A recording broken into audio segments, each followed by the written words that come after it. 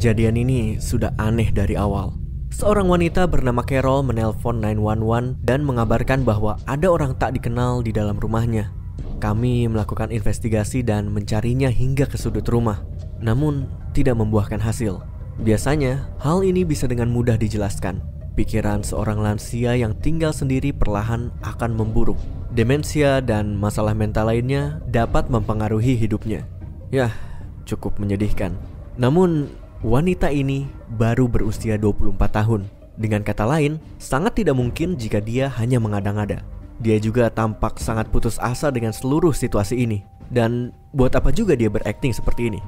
Kami meninggalkan tempat dan menyuruhnya menghubungi kami kembali jika dia melihat sesuatu. Sayangnya, kami tidak bisa melakukan apa-apa pada saat itu. Kami agak terkejut ketika mendapatkan panggilan lagi dari Carol keesokan harinya. Kami berkendara ke sana dan menggeledah rumah itu lagi. Lagi-lagi kami tidak menemukan apapun. Masalahnya adalah kali ini rumahnya tampak berbeda. Ada beberapa bagian yang hampir seolah-olah tidak tampak seperti tempat yang kami kunjungi kemarin. Rekanku, Beck, mengatakan bahwa dia juga menyadarinya, tetapi tidak begitu mengerti apa yang terjadi. Kami memutuskan untuk tidak mengatakan apapun tentang hal ini saat kami memberitahu Carol bahwa kami tidak mendapatkan apapun. Namun, dia menyuruh kami untuk tetap tinggal. Dia mengatakan kalau dia merekamnya. Carol mengeluarkan ponselnya dan menyuruh kami untuk menonton bukti rekamannya. Itu adalah rekaman video dari dirinya di dalam rumah. Dia berlarian sambil terengah-engah. Dan kemudian kami melihatnya.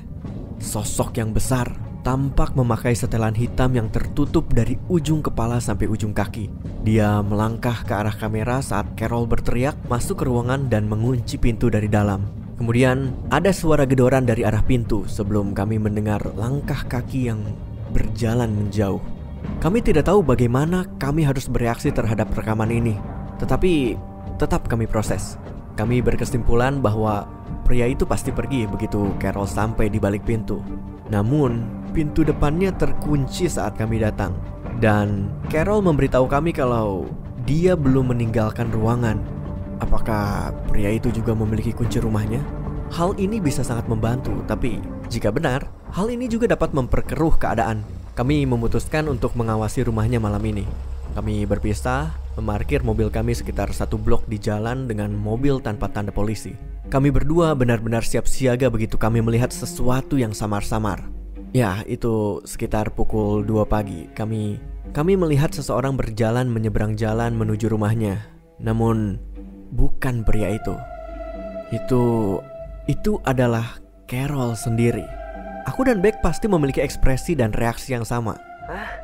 Apa-apaan ini?